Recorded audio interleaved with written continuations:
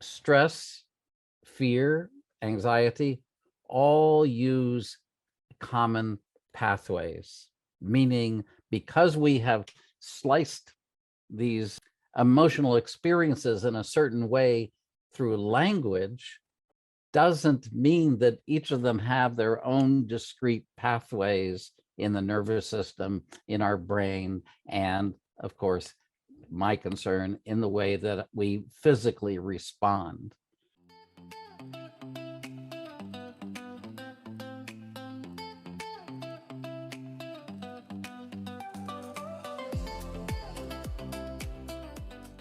Topic that we're going to address, which is reducing anxiety and stress. And I see something really unusual in your title, which was reducing the body pattern of anxiety and stress. So it already tells me you're going to be talking about this in a different way. I hope so. And, we as lovely and vulnerable human beings, we of course we have our personal history, our family, our parents, etc. And we have our personal history, how that affects us emotionally, psychologically, physically even. But there's also, I would say, a common or universal aspect to us. That is that all of us have pretty much the same nervous system. We would respond to a similar stimulus, so to speak, in a very, very similar way. And so there is indeed, I think the case can be made very strongly that there is a body pattern of anxiety. And I added the word stress to the title, firstly, because many people think they don't have anxiety, but then they hear the word stress and it's, oh, yes, I have that. Because stress, fear, anxiety, all use common pathways, meaning because we have sliced these emotional experiences in a certain way through language, doesn't mean that each of them have their own discrete pathways in the nervous system, in our brain, and of course, my concern, in the way that we physically respond. So that means it's really important to differentiate between what do we mean by fear, what do we mean by anxiety? Can we, especially, I would say that the easiest way to distinguish them is temporally.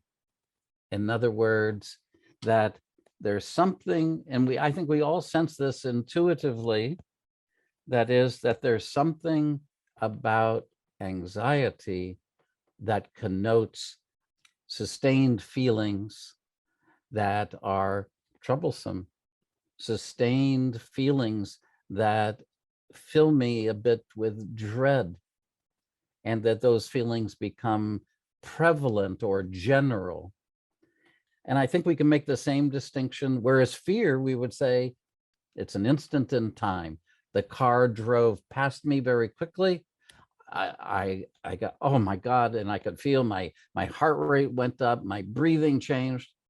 But then in a few minutes, it's okay.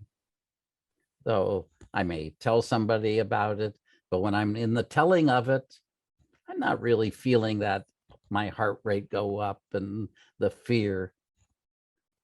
But with anxiety, it is sustained over time. So even though the event may have happened a year ago, 5 years ago, but as people with PTSD will tell you, happened 10 years ago, 20 years ago, those events were so significant and unresolved, you could say, that that feeling and that response is maintained for sometimes years. And as I was implying, I think stress uses pretty much the same pathways, is linked to the same exact hormones as anxiety.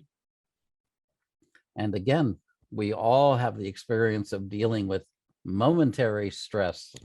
I'm late to that doctor's appointment, right? But we would say, this is a stressful moment for me. I can't talk with you on the telephone right now. But then I get to the doctor and he says, boy, you're early. And I realize, oh, there's nothing to worry about, right? But if that stress or a feeling of deprivation or loneliness, it takes place over a long period of time, then we habituate to the stress. And I think that the issue that you raised in your question of the universality of the physical response, I think with anxiety is very, very similar. So I think you've given us a great distinction between like an adrenaline sort of fear that comes up usually to out of a need to self-protect, right or wrong in the moment. It's there and you take action, appropriate action. Oh, I take my foot back off the street. I don't think I will cross in front of that car. That's right. Yeah. And then what I would call hand wringing anxiety or chest compressing anxiety, where it's almost immobilizing and interferes with relationships in a great deal, usually. And then maybe stress, which is maybe more the kind of thing that comes up, well, like when I'm getting ready to do an interview, like with you, I feel those few minutes right before we get together, I feel a little bit of adrenaline, even after all this time, right? I feel a little bit of adrenaline. I feel a little bit of, ooh, oh, right, we're going to do this thing. And what if it, I mean, I don't hear all the thoughts, but the feelings associated with probably my thoughts from when I did my very first interview are still a little bit there. But but in that case, I would have to say it's actually, again, galvanizing me for action. It's not necessarily an unhealthy amount of it. It's at that moment, because then it leaves. Exactly. Mm-hmm. Exactly. But if it's sustained over time, even something that in the short term is benign, let's say hunger, but hunger that is sustained over time, you could say, oh, that's stressful for that animal or for me. It begins to be a situation which is linked to certain pro-inflammatory hormones, cytokines, corticosteroids, adrenaline, high blood pressure. So all of these things that are, I'm saying, part of a common response, we find panic attacks, which is, you could say panic attacks are at the extreme end of anxiety, but it's the same pathways. It's just the interesting thing about panic attacks, not that I want to talk much about panic attacks, but is that if you measure them physiologically in different ways, you find that the distinction between anxiety and, of course, panic attacks that are very disabling is not only the magnitude of the change, but is that the person doesn't know it's happening. Isn't that interesting that you're having a physiological response, those hormones are getting secreted, the blood pressure is going up, the same identical manifestations of someone who says, I'm a very anxious person. But the person who's having the panic attack doesn't feel the change. And that's a very strong characteristic. You ask them to push a button, they sometimes will push the button, half an hour after those physiological responses have happened, and the anxious person says, I'm just really, I can't do it now. I have to lie down. I have to go in a dark room, whatever it is. however we respond to that, the immediacy of anxiety. That's fascinating, actually. I did not know that about panic attacks. And so maybe that leads us to wonder if awareness of ourselves can be helpful, or is it being over aware of certain aspects of our experience, or what? Because we have Well, this thing we call awareness through movement. So I'm just curious, like, how does awareness play into this? well, in a number, manifold ways. So, firstly, think of that person with the panic attack. They don't, the person having the, let's say, anxiety, in the anxiety situation, they have certain strategies they've developed of saying, I'm leaving this party. I'm moving away from this situation, or here, let me drive. When you drive and the way you drive, it giving me some anxiety. The person with the panic attack doesn't have choice, do they? Mm. And I think something that we foster in the Feldenkrais method is that sense of having choice, so that we can develop ways of interrupting my anxiety, ways of calming myself, ways of reducing the activity of these, inhibiting these physiological pathways that I'm proposing, I think are all common to these emotional states. The other is, and again, back to your original question, or what I was inferring from your original question, is that there really is something we could call a body response, which is, so at the roots of anxiety, if we can just use anxiety as our shorthand expression, anxiety or the stress response is something that you all know, which is the fight or flight response, which is what? Healthy, a healthy, what? Self-preservation response to a perceived threat in the environment. And that is the great and interesting thinker, Robert Sapolsky, at Stanford. He says that animals, he wrote a great book many years ago called Why Zebras Don't Get Ulcers. And it was Hans Selye, the originator of the whole concept of stress and the difference between short-term and long-term, who described ulcers as being a classic example of the result of prolonged stress. Now, Zapolsky says, we don't get, or animals don't have these sustained, I'm sure we can evoke it in them, but in general, in the wild, he says, either you get away or you're somebody's meal. And so that response is something that we use as an animal, that we use maybe 2 or 3 times in our life. And usually when the older we get or the younger we are, the response is not successful. So just saying, really, it's once or twice we use it and we get away, or we don't get away. That's not what happens for us. We're in a very, very different environment. Mind you, we're in a different environment, but we have basically the same physiology, to which you could make the case we are ill-fitted. We're ill, or there's probably, in those places where we are ill-fitted, there's a likelihood of problems, right? So I think something like awareness through movement, the Feldenkrais method, and I would add meditation, and I would add maybe vigorous exercise. All of these things are able to interrupt the physical hormonal effects of prolonged stress or sustained anxiety. So back to there being a real physical pathway that's happening that's common to all of us, which is that we are pulled down.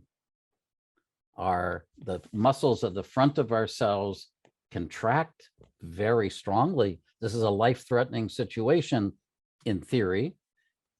We're pulled down, our chest contracts, our abdomen contracts, the flexors of our neck contract, so our head is pulled forward,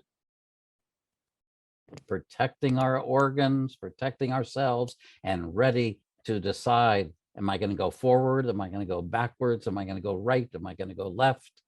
Which are all life-preserving decisions that I not mediated the level of thought.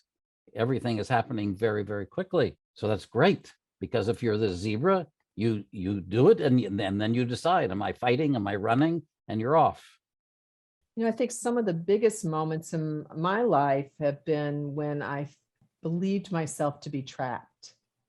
Not trapped as in literally trapped inside a cage or cornered by another being, but where I felt trapped by some kind of machination in my, I'm not going to say it's totally unreal, out of reality, but my mind has turned it into something that's much more solid, right? Solid, as if it's immutable. I'm never going to be able to escape this particular. That's right. And so when that thinking becomes so enmeshed, so embedded, then instead of having that moment where the animal just is able to go, I got to run, there's the door, there's the opening, I run. It's like humans have the ability to go, there is no opening, there is no door. I am stuck here for the rest of my life. We're really good at that, actually. Oh my gosh. Oh my gosh. Absolutely. Let's only think about, God forbid, abusive parents or families where there's a lot of discord. No, you need the food. Yeah, You need those are real situations for sure, where you can't escape as a child. For millions and millions of people. Right. So I think you maybe are saying that your belief is that for those of us who struggle with anxiety as a perpetual pattern, that we would probably be able to track that back to something in our lives in which I did feel trapped, in which I was actually trapped. You were indeed. Yeah, that's right. And so then all of those inflammatory factors and the way it affected your heart, et cetera, was maintained, or they were maintained.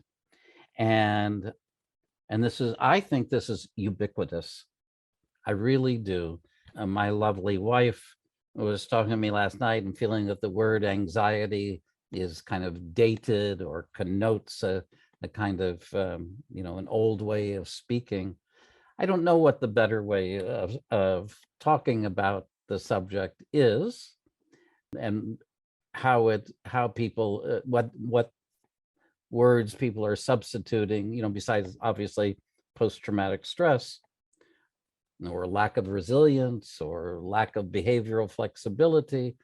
But I think that anxiety does, it encapsulates it perfectly, just because of its, and also because it implies this sustained aspect to it. Now, so what the point I would like to make very strongly, emphatically, and why I think that the Feldenkrais method, especially awareness through movement, is important and valuable, is that even when the physical threat or you leave your home, right? Finally, you get to be 17, 18 years old, and you say, no, my viability as a young woman is outside this catastrophic discord in my home. And I don't know anything about your personal life, but I'm just using it as a prototypical situation, I believe. We've had years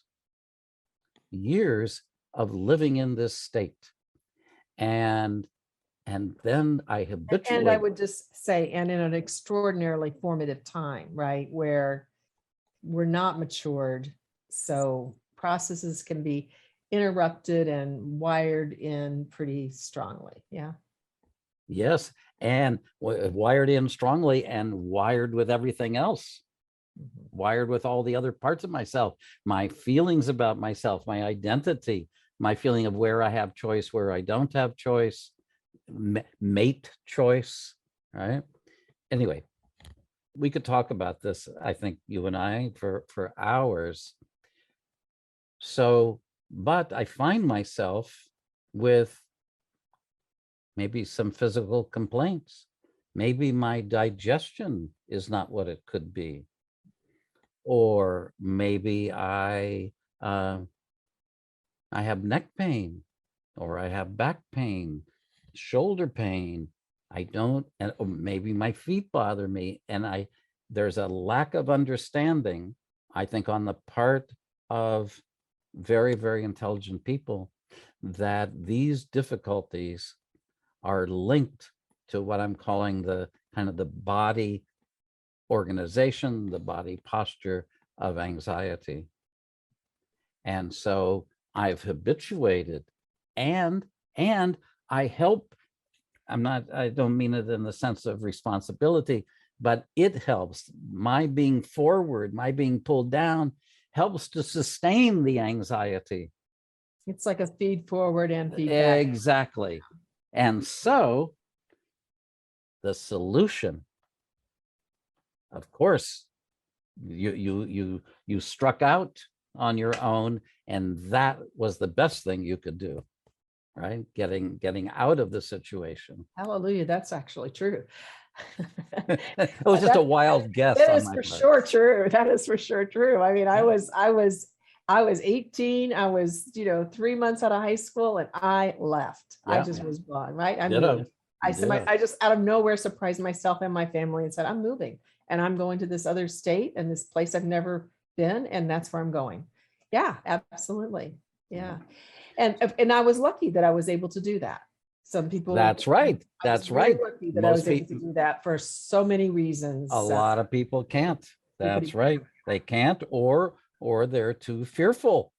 They're too anxious to think. Right. Right. But so so many reasons, including my, white privilege, right?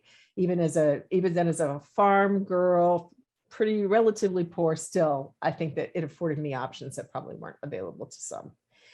That's right. And living on a farm, you had some notions about self-reliance. I did. You saw animals who were able to survive pretty quickly on their own, without the mother, without the father. So you had a model there of that self-reliance. Yeah, absolutely. Yeah. So would I come to your couch, David? Can I come to your couch? And I would like to lay on your Freudian couch, and I want you to help me with my anxiety. Will that work?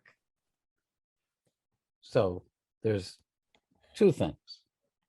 One is, yes, I have a catalog of probably 50 awareness through movement lessons, at least, that I feel are essential for addressing what I feel is a critical issue for not everyone, but most everyone. No, and as I try to give you a little list of the complaints that people can have, because once I'm pulled down and forward, right now, the stress on my feet, I'm not aware of it. I'm young, but later, oh my God, it is devastating for the feet to have my weight forward, and that contraction of the flexors, the way it influences digestion, and then the way it weakens my lower back, and my shoulders are now up and forward. It even I tell you, and I haven't seen anybody writing papers on this, but I'm certain because the sympathetic and parasympathetic pathways of the involuntary nervous system are profoundly connected to the dilation of our eyes. Mm. And I would hypothesize, I could hypothesize a lot of things, but one is that vision is deleteriously affected by stress. We know that people with stress are, especially women, have tremendous mouth and jaw strain, right? And what does the dentist say? How does he describe this? Oh, you grind your teeth at night. Yeah, I'm not aware of it. I'm not aware of it. But the jaw becomes clenched. This is the jaw clenching is part of that automatic reflexive response of the sympathetic nervous system. The hands clench, right? And I think really importantly, our breathing changes. And I think there's so much lack of clarity. I know that you had a great summit, so much lack of clarity about breathing. I know you had a summit a couple of years ago where you had Mr. Nestor, and he and his was it Basinski? Patrick McCowan. Right? And was it called the Badinsky? The Buteyko method. Buteyko, and there were others, but yeah. Yeah, but there are others, that's right, who understand the importance of breathing in through the nostrils as opposed to open mouth. But what happens with anxiety and stress is that the abdominal muscles contract, and then our diaphragm can't descend. Mm. So parasympathetic breathing that would calm the system necessitates a relaxed abdomen. So we've had things for the last 10 years, 15 years of emphasizing contracting the lower abdomen, right? Strengthening, what do they call it? Core, your core muscles. But in fact, that work is counterproductive to the ability of the diaphragm to move easily and stimulate digestion, stimulate the parasympathetic system. So I think that there's a whole slew of, should we call them complaints, troubles, difficulties that have at their root this common pathway for stress and anxiety. So I want to encourage people that David's actually going to lead us in an awareness through movement lesson as soon as he and I are done tussling around with this topic. And it's going to be a lovely lesson, I know. So just keep hanging in there a little bit longer with us, or get up and walk around, or do some other thing that is stress relieving for you or anxiety relieving for you in the moment. I want to go back to this thing I said to you, which is, could I come and lay on your Freudian couch? And you said, I have a catalog of lessons. Well, you redirected me. That was very tricky, David. Very tricky. Yes, that was a time of COVID response, wasn't it? I don't do talking therapy. I'm not an expert in talking therapy, but I am a strong believer that through the Feldenkrais methods, two applications, one being awareness through movement, the other being functional integration, that with those two applications, we can so much change that habitual body, if you will, physical response that we've habituated to, that we leave anxiety without its primary foundation. It becomes amenable to change. It becomes, I'm breathing in a way that actually contradicts anxiety. Having an anxiety attack or response will always change our breathing, and change our breathing in a predictable and knowable way.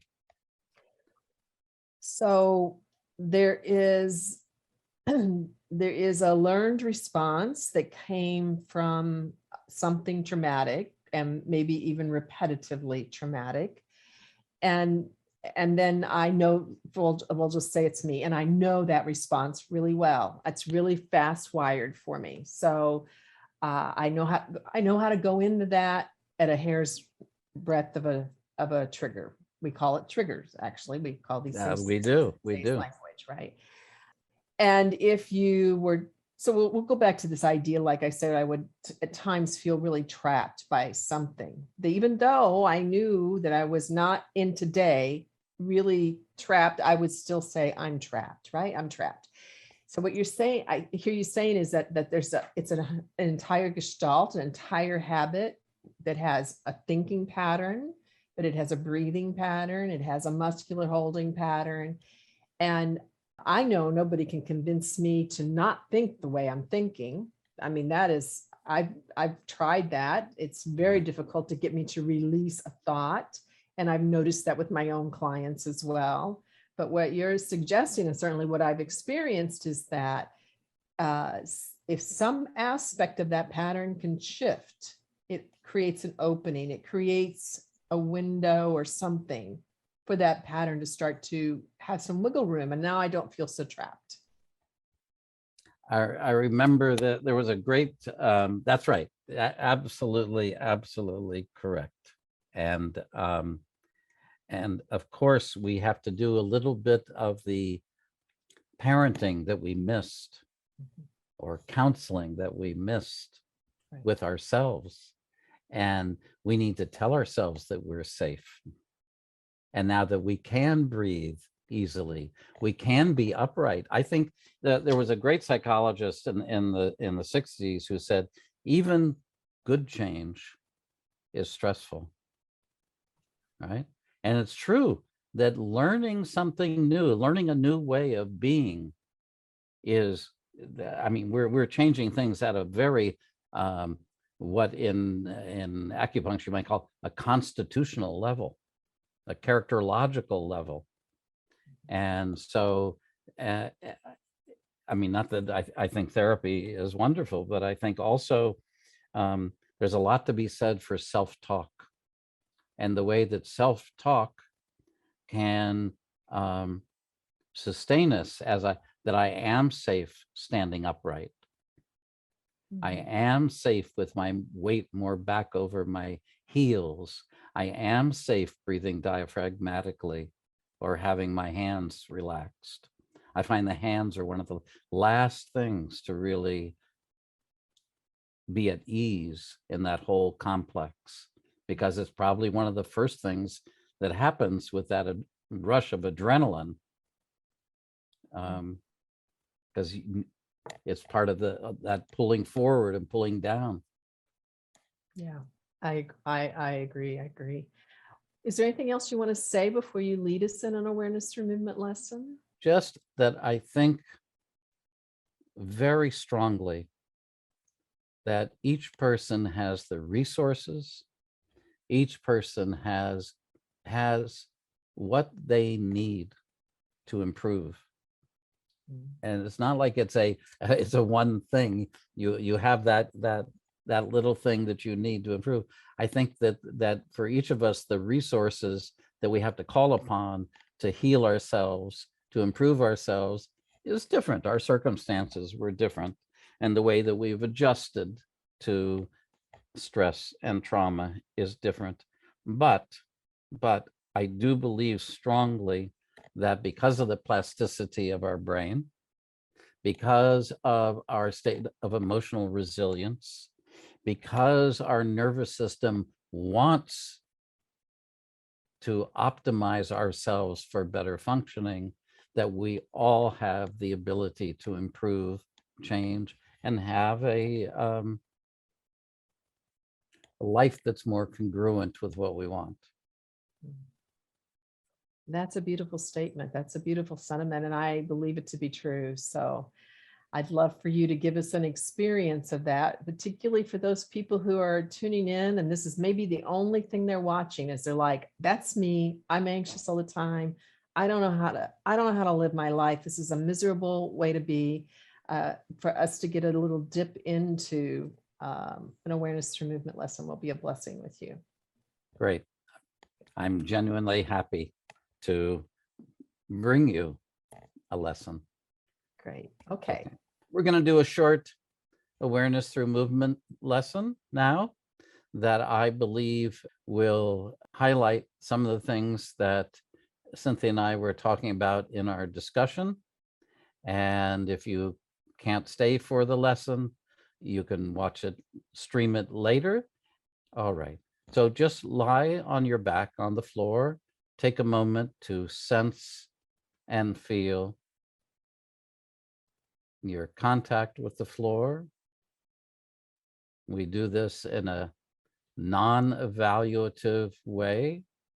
You're just sensing yourself, beginning with your right heel and moving your attention up your right leg, the back of your right leg.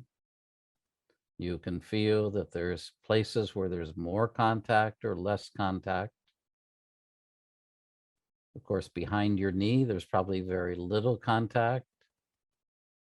And using your attention inwardly, you direct yourself to feel if there's anywhere that you can relax yourself. You're being supported fully and completely by the floor. And now the same thing from your left foot. You can feel the arch of your foot, the top of your foot, the toes, and then again from your heel to your Achilles tendon, and then the back of your leg.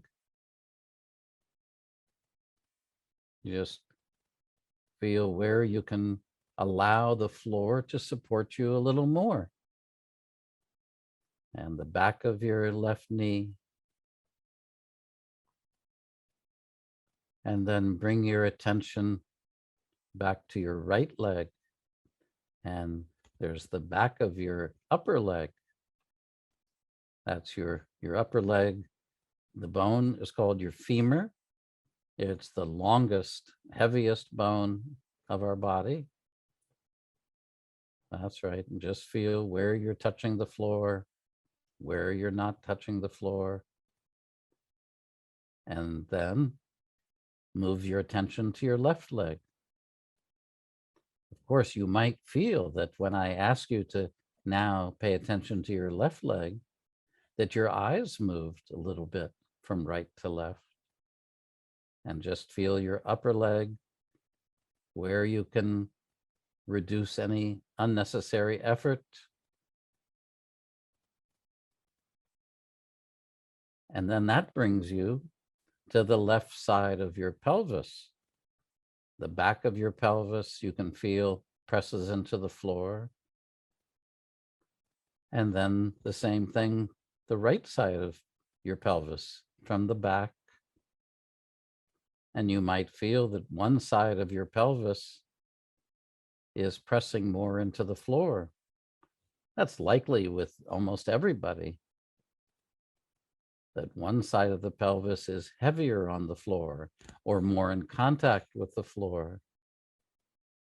And now bring your attention to your breathing and just observe if something very interesting is happening, which is that when you pay attention to yourself in this way, using your attention, you stop your breathing. Many of us do that. So you're not alone in anything that you notice. And now bring your attention again to the back of your pelvis and see if you can allow your breathing to be continuous, no matter my words or how I direct you. That's better. You'll see that even with children, when they're learning how to read, they will hold their breath in the beginning of struggling to read a 3-letter word, a cat or a bat or a rat. But in the beginning, it's a whole body response. That's right. And now from your lower back, move your attention up your spine, just very slowly, feeling the places in your back where your spine or your vertebra touch the floor. That's right. Some places you'll see you can feel the contact of an individual vertebra with the floor. Other places you feel the vertebrae as a group. And then maybe you can feel that in the middle of your back, there is a place where your spine presses against the floor very clearly. That's right. And again, see if you can allow your breathing to be continuous. Beautiful. And then you find you get all the way up to your neck, and you find that there's parts of your spine that are not touching the floor at all. And that's because we all have a gap there behind our neck. And then there's the back of your head. Maybe you feel, oh, the right side of the back of my head is pressing into the floor more. For me, when I was about 11 years old, I had a very bad concussion. And it was so bad that to this day, I can feel the difference between the side that I fell on and slightly had a hairline fracture of my skull and the other side. And now move your attention to your shoulder blades. First, your right shoulder blade, just feeling where your shoulder blade's touching the floor, where it's not, and your left shoulder blade. Does one shoulder blade feel more in contact than the other? Most likely.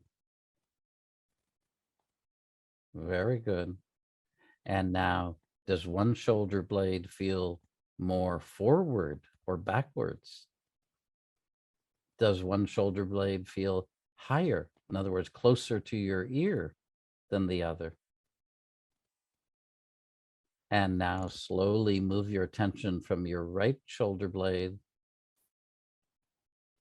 to your right elbow, down your right arm, and then your right lower arm, and the fingers of your right hand. And now do the same thing from the left, from your left shoulder, your left upper arm down to your elbow, and then from your elbow down to your wrist and your left hand. Very good. Now, bring your hands to your lower abdomen and near to your, not near your belly button, a little bit below your belly button. And just see if you can allow your lower abdomen to expand as you inhale through your nostrils, and then to allow your lower abdomen to recede when you exhale.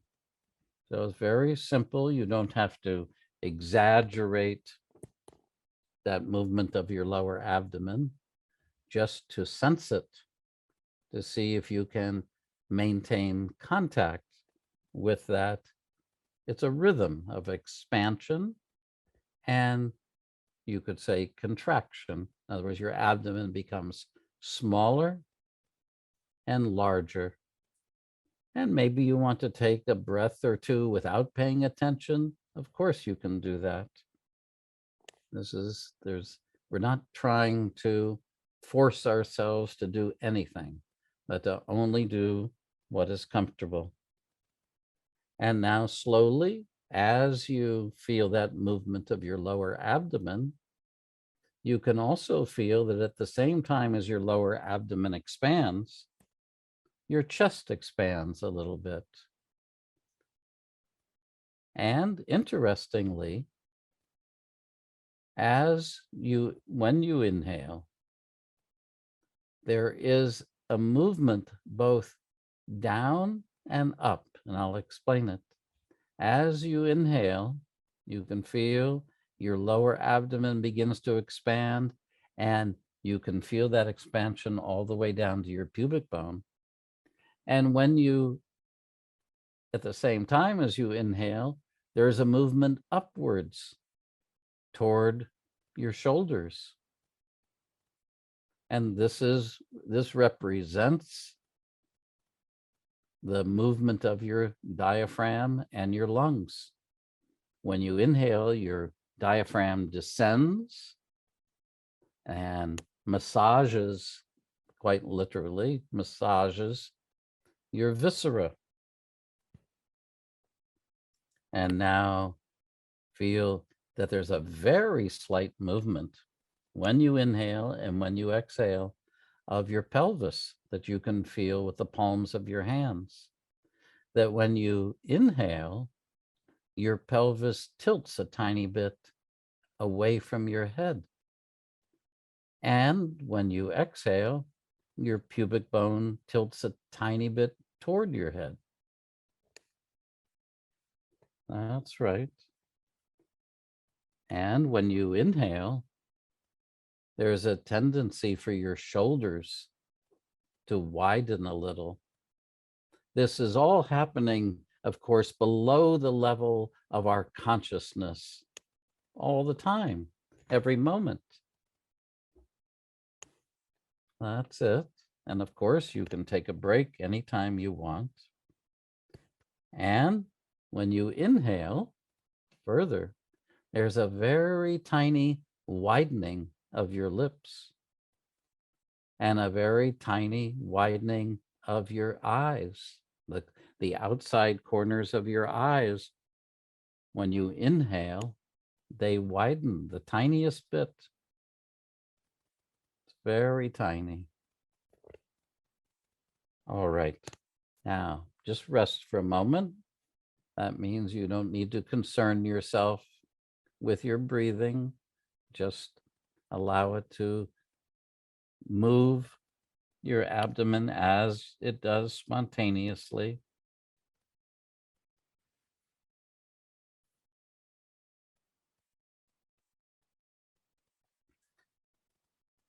I'm sure you know that these beautiful, fantastical statues of the Buddha, the male Buddha, the female Buddha, they have always been done for the 1,500, 2,000 years since the life of the Buddha.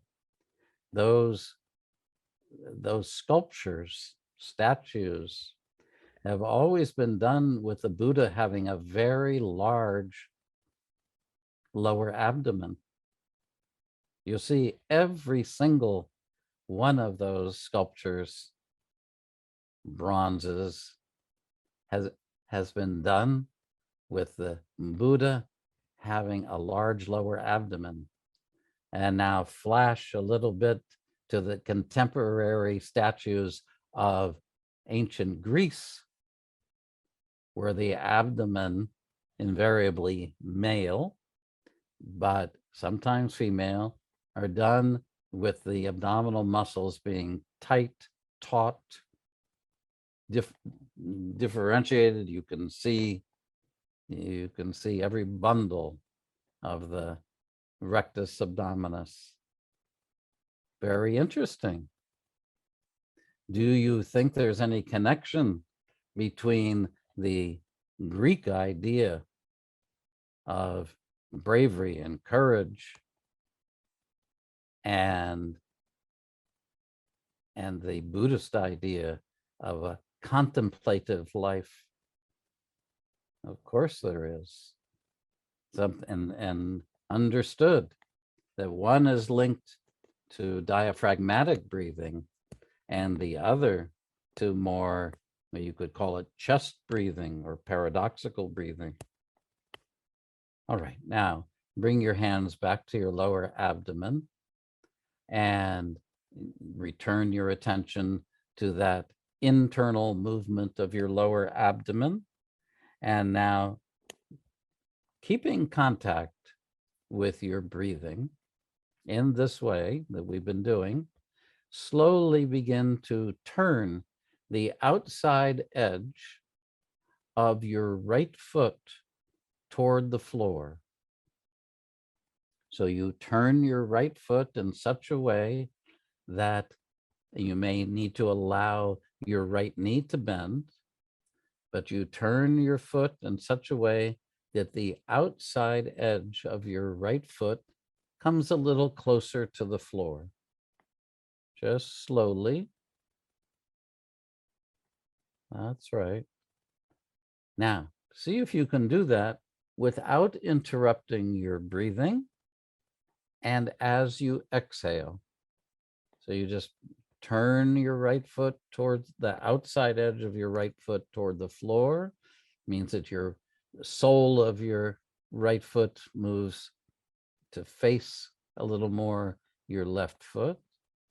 And you allow your right knee to begin to bend.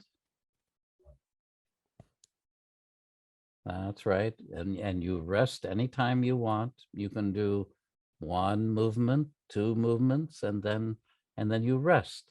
But when you rest, you return your attention to that movement of your lower abdomen and that widening that's happening.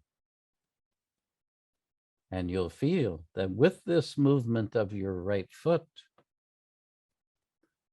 the widening of the right side of your face is more than the left side of your face. And that with that widening, and this is a physiological fact, and with, as your knee begins to bend, that's right. Now begin to think, as your right knee bends, you can bring your right heel up the floor, up your rug, just a little bit, and then maybe pause for a moment and then lengthen your right leg. But see if you can feel that each time you allow your right knee to become soft, the right side of your mouth gets a little wider, and your right eye, the outside edge of your right eye, moves to the right. That's it. That's very nice. And of course, you rest anytime you want. You'll find, maybe bend your left knee and stand your left foot. And if you're having any trouble with that feeling of bending the right knee, you might find that with the left foot standing, the movement is a little easier. That's right. And see if you can feel the widening of your right shoulder that happens when you turn the outside edge of the right foot. These are all subtle things, but they're also tangible, feelable, and real. We're not inventing them. And can you feel that the right side of your lower abdomen expands more than the left side?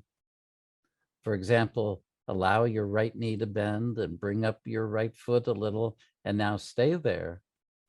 And feel when you inhale, the right side of your lower abdomen is freer. That's right. And the right side of your lower abdomen has a shape when you inhale, that's different from your left side. That's it. And now, as you continue that, allow your mouth to open a little bit. So you open your mouth a tiny bit. That's it. And you draw the foot up the floor. And now, the next time you draw your foot up the floor and allow your right knee to bend, intentionally smile to the right, meaning you smile with one side of your mouth.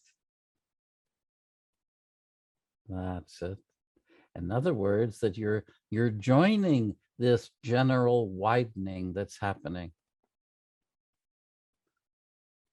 If you've had any children, or maybe you've watched other children, infants, this movement of the leg is something we do very early on. That's right.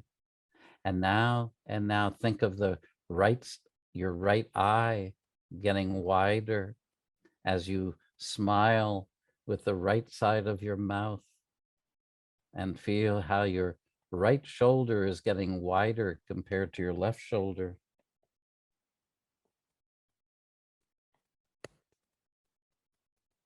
Very nice. Please rest and stretch out your left leg, and take a moment to just compare. We've spent, I don't know, 10 minutes doing something with the right side of ourselves. Is the right side of your lower back lying on the floor differently than the left side? Maybe. Bring your hands back to your lower abdomen. And now do that same movement, but with your left leg, meaning you turn the outside edge of your left foot towards the floor as you exhale, and you gradually, not straight away, but you gradually allow your left knee to soften, and you feel, oh, that movement of turning my foot and the softening of my knee, well, they feel very sympathetic. It's not like two separate movements. It's that turning my foot to the outside edge of the foot toward the floor actually is enabling my left knee to bend easily. That's right. And now you begin to draw your left foot up the floor, just the tiniest bit to start with.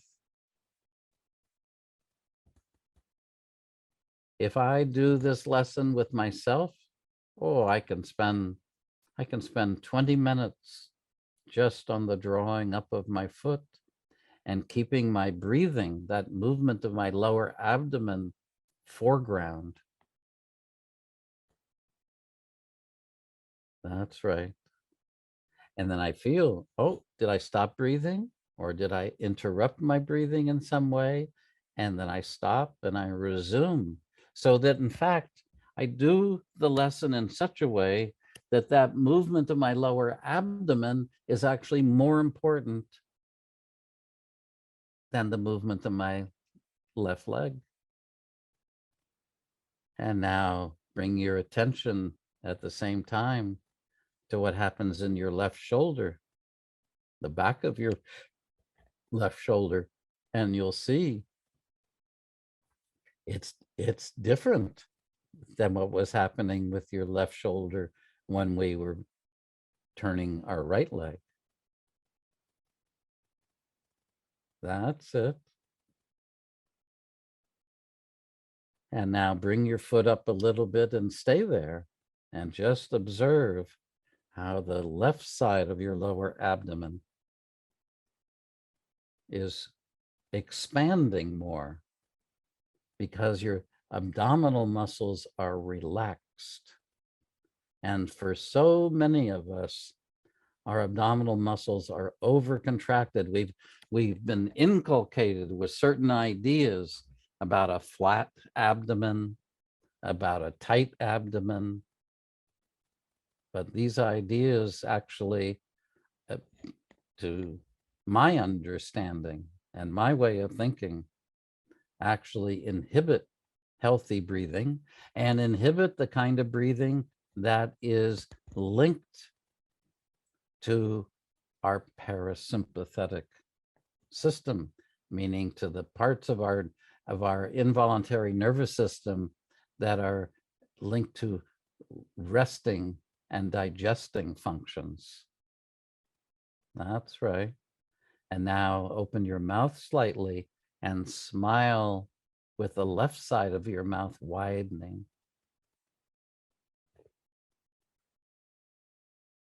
And allow your neck to relax, your right shoulder.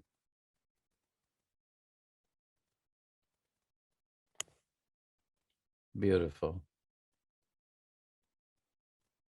And please stretch out your left leg. Rest for a moment. Just appreciate your contact with the floor, your spine, your shoulder blades.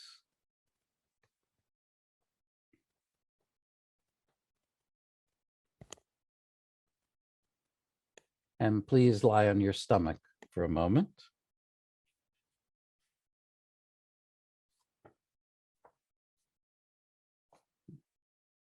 And you can, if you prefer, you can put your left ear on, you can put one hand on top of the other, or you can just have, what I'd rather you do, if you can comfortably, is just have your elbows bent and your arms relaxed somewhere near to your head, and turn your head to the right.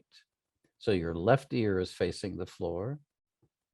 And now slowly, so very slowly, reestablish that feeling of your lower abdomen expanding as you inhale. And now as you exhale, turn your right heel towards the floor. Turn your right heel to the inside towards the floor so that your pelvis, the right side of your lower abdomen, comes away from the floor. But you don't do anything that's uncomfortable. Don't do anything that gives you any pain, discomfort. That's right. You just feel, oh, my right knee is turning. The right side of my abdomen is coming away from the floor, and my right heel is going toward the floor. And now slowly you begin to pull your right knee up the floor just the tiniest bit. And then you rest there for a moment as you continue to keep that movement of your lower abdomen foreground. And then you straighten your right leg. So just slowly, I want to assure you that the movement we're doing is unimportant. It's a simple movement for sure. But what's important is you reducing the effort, going slowly so that your brain, your nervous system has the time to feel where that unnecessary effort is. That's right. And you feel, oh, do I stop my breathing? Remember, our breathing is foreground. That's right. That's very nice. And now very slowly turn your head so that your right ear is facing the floor. That's it. And you go as slowly as you want. You begin to turn, as you exhale, turn your left heel toward the floor. That's right. In a way that you feel, oh, there's this whole line that as I exhale, relaxing my abdomen. That's right. Relaxing my shoulders. And there's this entire line that goes from my heel to my left knee to my left hip and is lifting the left side of my lower abdomen away from the floor. And what happens when your abdomen lifts away from the floor? Oh, you feel, oh, there's a opening there for me to breathe into. That's right. Just if you have any trouble in your neck, feel free to stand your hands so your elbows are facing the ceiling. That's right. And you'll find, oh, that's helpful. That somehow standing my hands removes that strain on my neck. That's right. And you feel your right ear is turning toward the floor.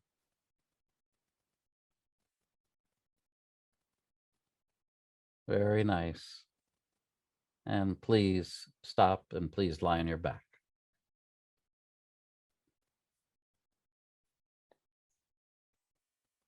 And just observe if there's something different about your contact with the floor.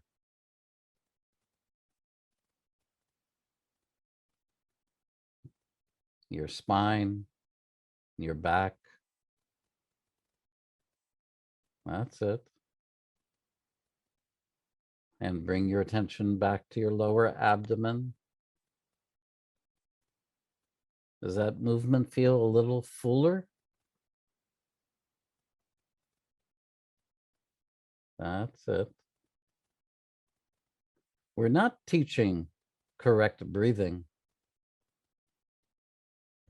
but we are linking our breathing to slow, small movements. And in the doing of that, our breathing begins to change and become a little deeper, a little freer, a little more diaphragmatic. And follow that line, that how you inhale and there's a movement both down and up. In fact, it's not just that there's a movement down and up, there's a movement out to the sides. In other words, when both for you and an infant, no matter your age, I once had this extraordinary experience, I'll explain in a second, of holding my eldest daughter, holding her in my hands and feeling how her entire body was changing in response to her breathing. I thought it was the most extraordinary thing I'd ever felt. And how is it that for many of us, we lose that integrity, we lose that relationship, and we do things that inhibit our breathing from, or inhibit our entire self from being responsive and in harmony with that breathing.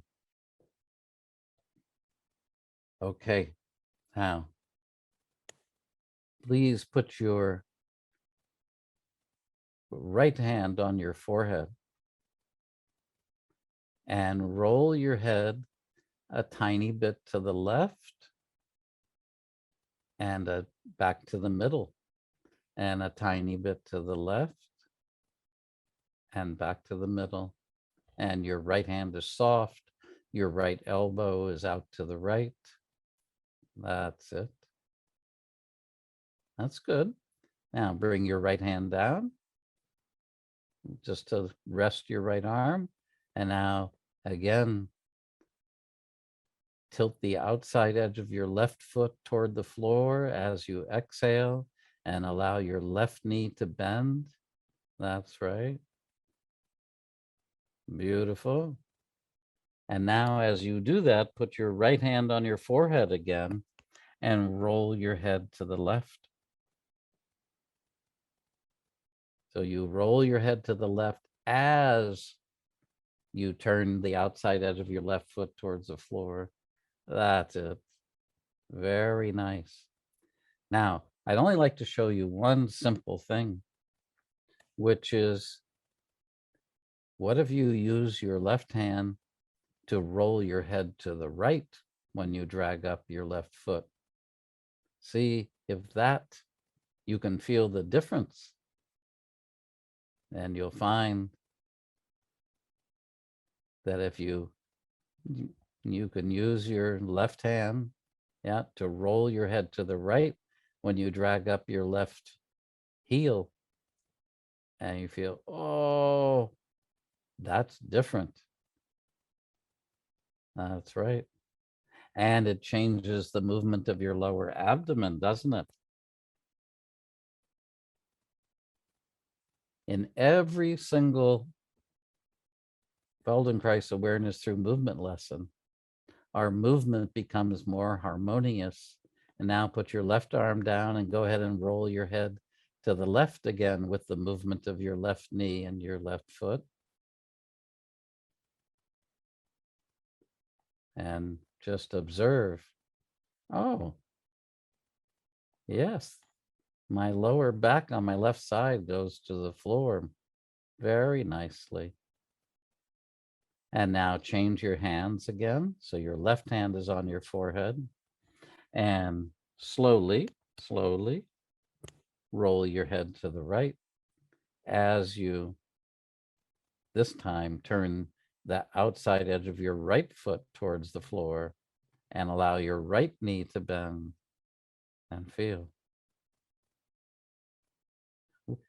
We are, in a very practical way, accessing movements that developed millions of years before there were human beings. But these movements are accessing deep parts of our brain, the lower centers of our brain. And the lower centers of our brain recognize much more quickly the difference between inhibited breathing and easy breathing. And change your hands and just 2 times roll your head to the left as you drag up your right foot, and just feel. That's right. Because you're doing the movement slowly and easily, it becomes very easy to recognize difference. And difference, feeling of difference, is the way that our brain learns. And now roll your head once or twice to the right as you drag up your right foot. And just, oh, it's lighter. It's easier.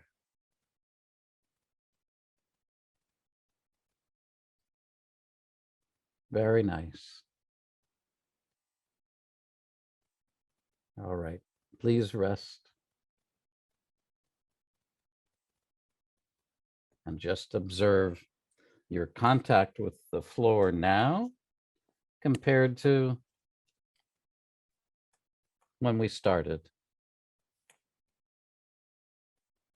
Are you more comfortable? Is your breathing spontaneously different, easier, softer? And now please slowly bend your knees.